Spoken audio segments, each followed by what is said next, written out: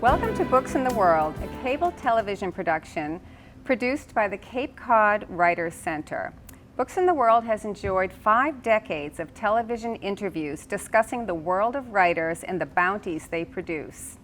I'm Kathy Aspen, and today I'm thrilled to be here with author Jule Selbo, whose affiliation with Cape Cod Writers began in 2012 as an instructor at our annual Cape Cod Writers Conference, which is held each summer since 1962 and devoted to furthering the journey of both published writers and aspiring writers.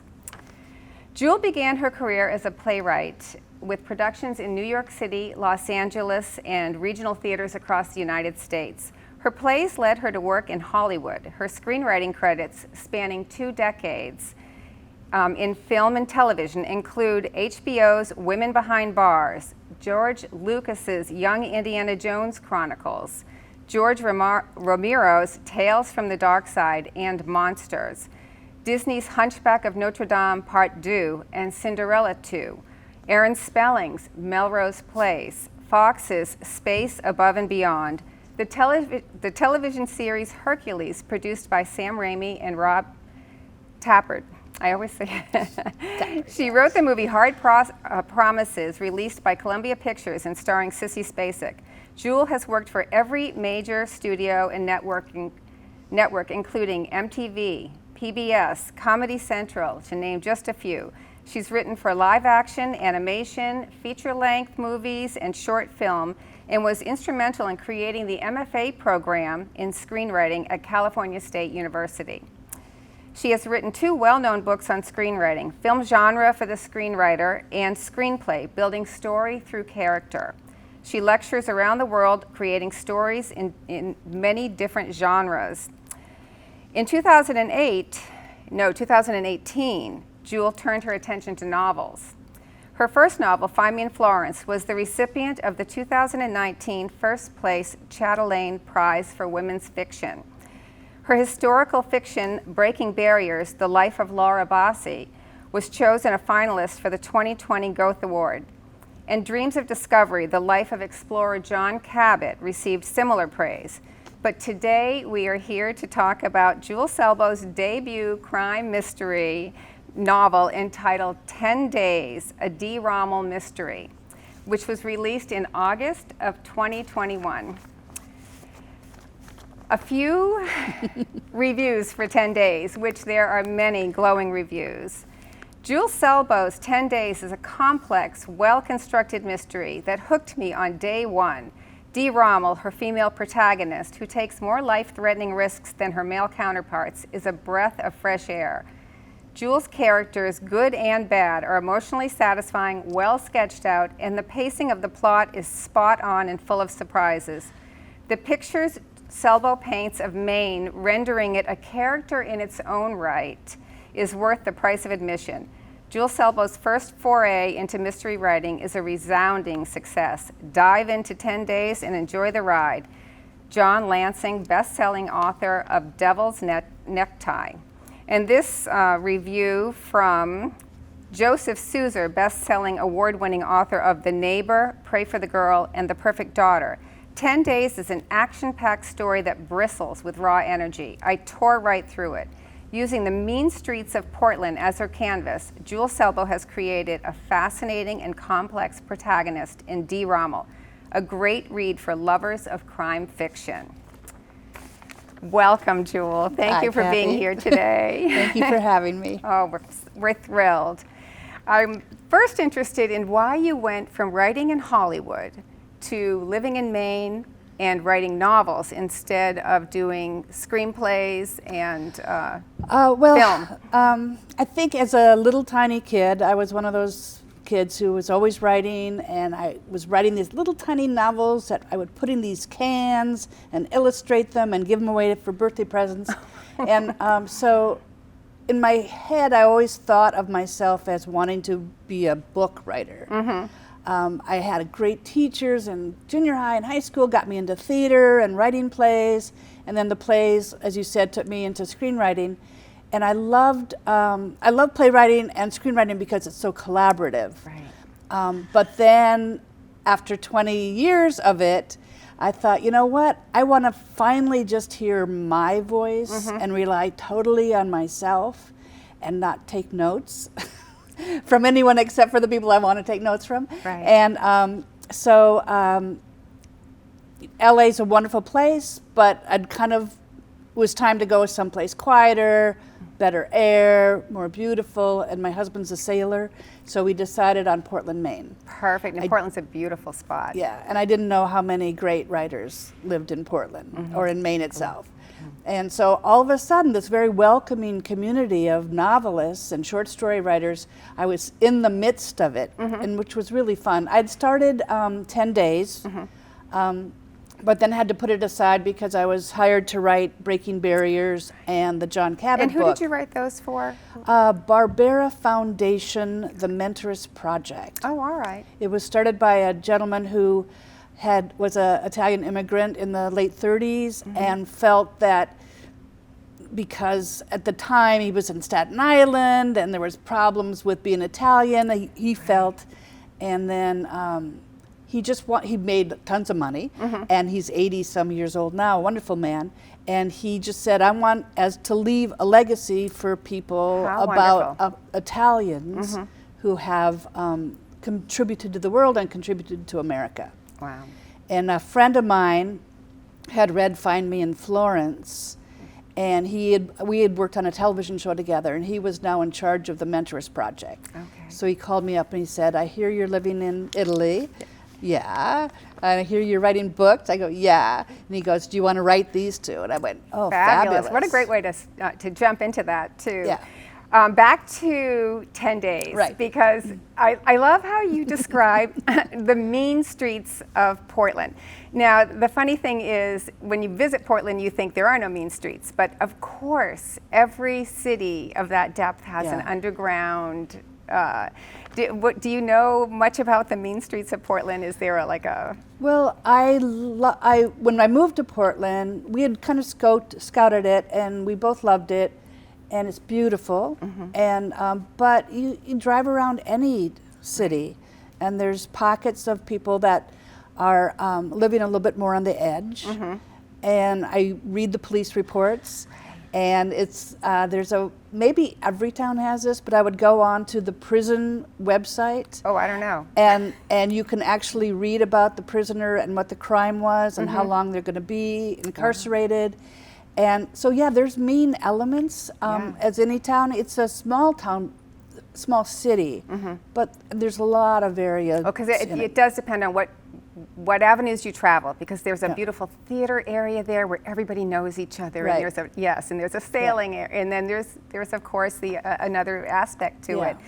Do you have a particular, what actually inspired the character of Dee? Actually, you describe who Dee Rommel is for us first. When you think of Dee Rommel, because she's a wonderful character. I loved how she unfolded in this novel. I also love that she is strong and shows you her weak sides over and over again. To me, she's kind of the woman that sometimes I want to be. She just says exactly what's on her mind. She calls people on things that she thinks that are not quite right. She's very, very driven by justice, the need for justice, which I find that I am too in a lot of ways. I really dislike it when people aren't treated properly, in my opinion. And but she was an ex-cop. She at the beginning of 10 Days, she is still a policewoman, but she was injured on the job, and so she's on medical leave, and she's working for her godfather, who's a private investigator, and she gets pulled into taking over one of his cases because he's giving his kidney to his brother down in Florida. Literally giving his kidney to his brother in Florida. And, yes. But so it's interesting because I've always been interested in the male relationship. It just seems to me, I have 3 brothers, and I have a lot of friends that are guys, and I love the way that they can banter and get on each other's case without them taking it very personally. Right, no harm, no foul. At the end of it, you just walk away. And women are not like that so much. And so I wanted to create a woman who could just kind of deal with life that way too. Writing for Hollywood, you know, it's all about conflict. And so you know, sometimes there's women that you're writing that are going to get right to the heart of it because you want to get to the conflict. Right. And I think I've transferred some of that into my novel writing, which I like because I do like pace. I think definitely, you know, it's scene by scene when you're reading it, and that's how you feel. And I love that about screenwriters who then become novelists instead of the other way around, because you're using an economy of words and you're just showing the next scene and showing the next scene and putting us right into that moment. Yeah. And actually, I'm going to ask you about this right off the bat, but there was the opening scene to the book. I don't know if this gives away anything, but you know, when you talk about your protagonist's love interest, there's a few things going on, a few potentials, a few things that you can easily see going into the next, you know, few books in the series. But the opening scene is one of my favorite all-time scenes. And I actually, the first time I heard you read it aloud, I wish that we had set up that you were going to read it today. But if you just want to describe... she's waking up in the morning and there's a fuzzy face next to her. And bad breath. Bad breath. She can feel the weight of the body. But it turns out to be her boss's dog that she's taking care of. And the way that you unfold it, you're pretty sure that you're getting into this steamy novel, and then it's the dog. Yeah, I loved it. Do you feel like, I know that writing crime and writing mystery is a whole different thing. Part of it, which I always say, since we now have cell phones and we have all this availability for technology, it's got to be 10 times more difficult to put together a complex story where you're not just picking up the phone and saying, no, I'm right here, John. You know, you don't have to worry about me. Did you have a lot of those issues where you were trying to put situations together that rang true but couldn't be easily solved with today's? Yeah, you watch old movies, you read older novels, and they don't have cell phones, they don't have the internet, they don't have the access that we have. And part of the thing about Dee in this book is she's not appreciative of social media. Right. She loves her privacy. She wants to be a private person, but in her career choice, she has to take advantage of that stuff. So she's kind of always weighing it, liking it because it's helping her get the bad guy. Right. But when the bad guy turns it on her, she's not happy at all. Right. And so it's interesting. There was just an article today about people getting glasses now that you just press like that. Oh, right. That had the takes computer. a picture. Yes. And it's crazy what's possible today, because it's always what we think of James Bondian type things. I'm still, when people check their watch and they're really checking their Apple phone, and I think, well, what do you care what time it is? You just know. Yeah. I'm like, oh, Mom, we're not checking our time. Yeah. So it's interesting that you can kind of, as a novelist, you can kind of project what might be. She has someone that she works with, Jade, the character Jade, who works at home, and she's got a bunker in her basement. She's got kids and her husband upstairs, but she's got this ability to hack into a lot of different things. That's a great character too. Yeah. Actually, let's talk about your characters. I mean, your characters are very well developed. They're, you know, some of them have some genuine surprises to their characteristics. But when you're putting together your stories, how important is plot versus your character development? Indeed, what drives the story in your mind? I think Dee as a character, I'm hoping, is driving the story that people, because it's the beginning of a series. I'm working on 9 days right now. So I want people to want to come back and be with Dee. Right. And then the plot is very important because I love crime mysteries. Yeah. And I love things that puzzle me, but at the end kind of all come together and you go, oh wait, I don't want anything to come out of left field. Yes. Yes, when people pull something out that you haven't even heard of and they wrap up a story with it, it makes you want to tear up the book. And they're very difficult, and I think it's why I always wanted to write crime mysteries, but I think it's kind of why I waited a while, because I felt like I kind of was working on my novel writing chops on the first books, and then I thought, okay, you better do it now, because you always promised yourself you would do this. So, but no, I think character has to come first. But in crime mysteries, I think the crime mystery part has to be It has to be tight. very tight, but it also has to be prominent so that people want to find out Right. what's going to happen. Right. When you began writing 10 Days, did you know you were going to be writing a series? Did you feel this is a series as you were starting, or were you thinking, let me just write a good crime novel? I wanted to write a series. I love Sue Grafton, I love Louise Penny, Sarah Paretsky's books, and to be able to really explore a character. Right. And I did a lot of series on television. I worked on a lot of TV series that, that went 3 to 10 years. Right. And so in order to get the character to a certain point where you feel satisfied that you've gone through a whole journey with the character, but there's still things that you go, now what's going to happen? Right. I think that's just so much fun. And so I wanted it to be a series. Yeah. And then when you, this is another question that I've had for a couple of different reasons. So the elephant in the room is that we are in a pandemic. And how tempted are you to include pandemic scenarios in your future book that you're writing? Like how contemporary do you feel like you need to be with that aspect? Or are you just completely deciding these books need to stand on their own regardless of what's going on as a society? This one was done basically when we... Right, before every... So yes. On 9 days, I've actually put it in and taken it out, put it back in and taken it out.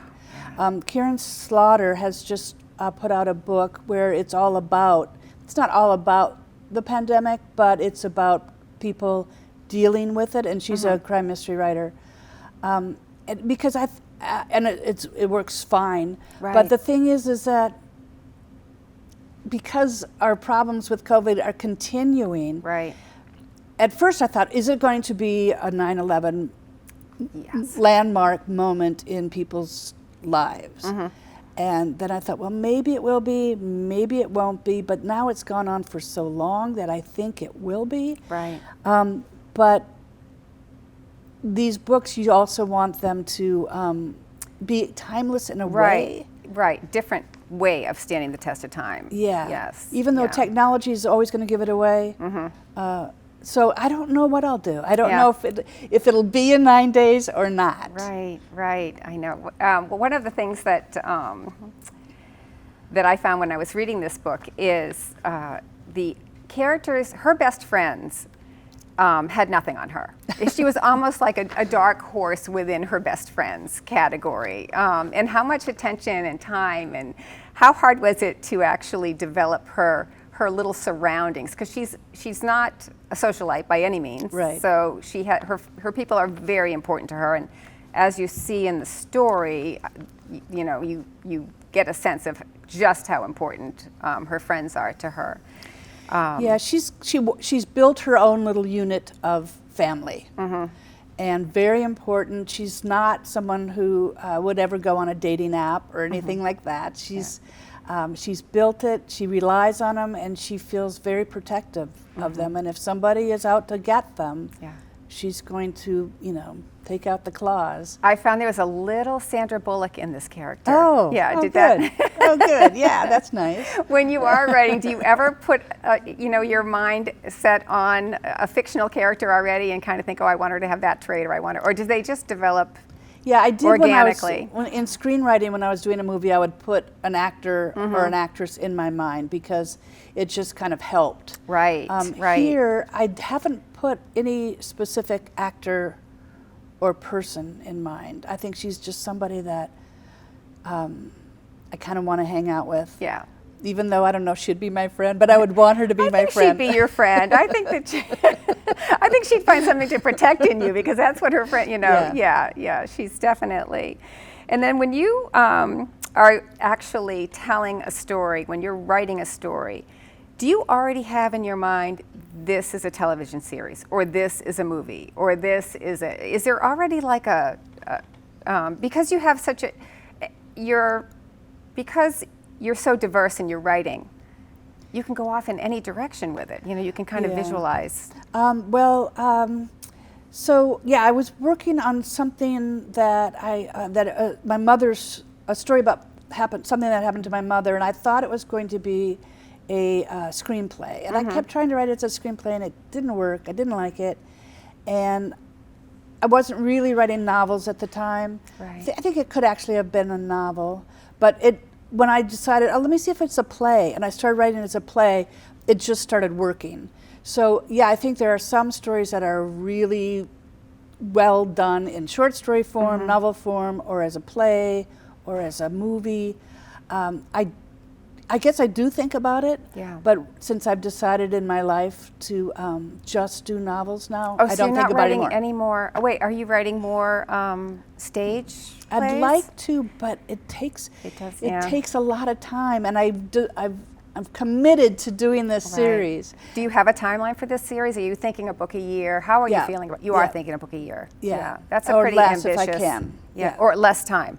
I would Yes. like to get one done every 9 months, so that it could actually come out every 10 months or 12 months. Yeah.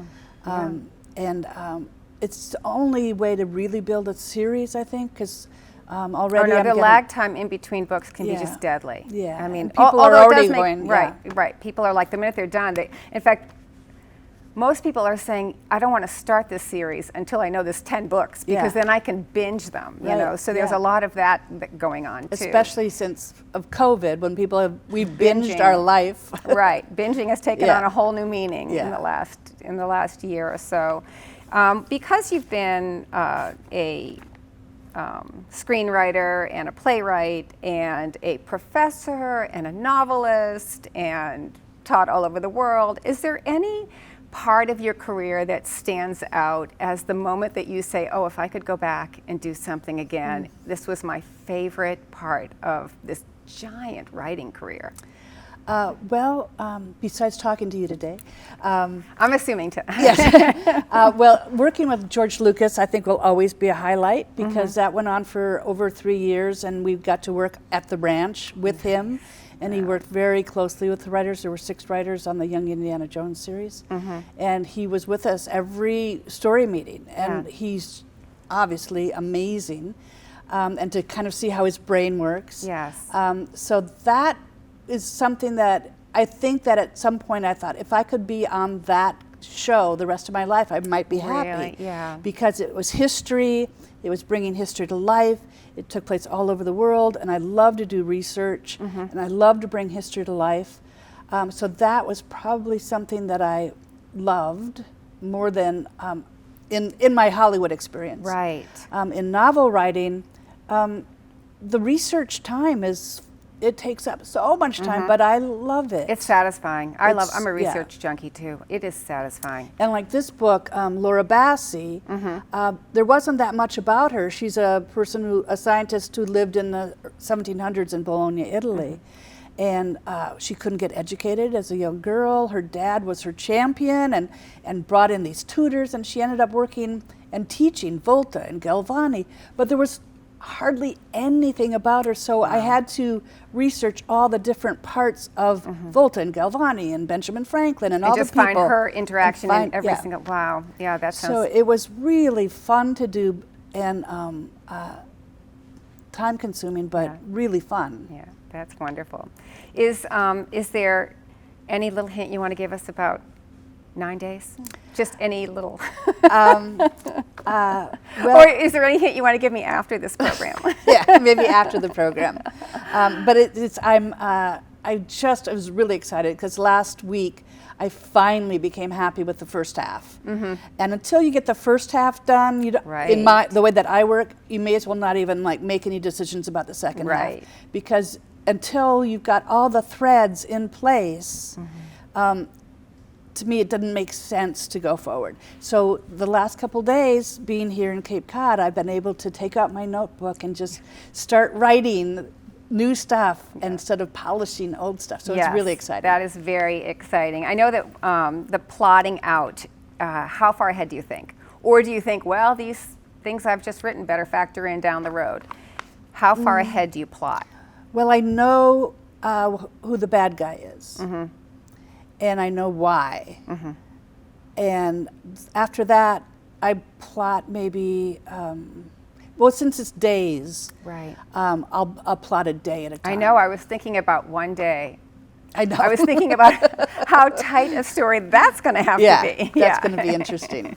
It is going to be And interesting. I'm not going to worry about that yet. No, all right, good. Well, I'll look forward to it, even if you won't worry about it. So today we have been having a wonderful discussion. Jule Selbo, I'm so thrilled that you came here. I'm so thrilled you. that you're affiliated with Cape Cod Writers, and hopefully we'll see not just a lot more of your novels, but we'll see a lot more of your face in our seminars in the summer. It's just such a wonderful time. It's just, and it's so wonderful to get the type of the caliber of instructor that we are able to get. You know, you're just a prime example of it's a great program. yeah, it is a great program. If we were to look for your book right now, where do we find 10 Days, A D. Rommel Mystery? Well, it's on all the online bookstores. Locally, Parnassus, Titcombs, and I just spoke to Brine. Right, the new Brine and Book. Yes. Yesterday, it's a new bookstore in Yeah. Harwich, and it was a beautiful bookstore. So I was talking to them. So hopefully they'll take it. And then Well, maybe they'll link. yeah, Barnes and Noble, all the online bookstores, and so yes, you can get it very easily. Very good. Panda Moon is the publisher, and you can also Right. get it off their website. Very, very good. Thank you so much for being with us. This Thank has been a you. pleasure.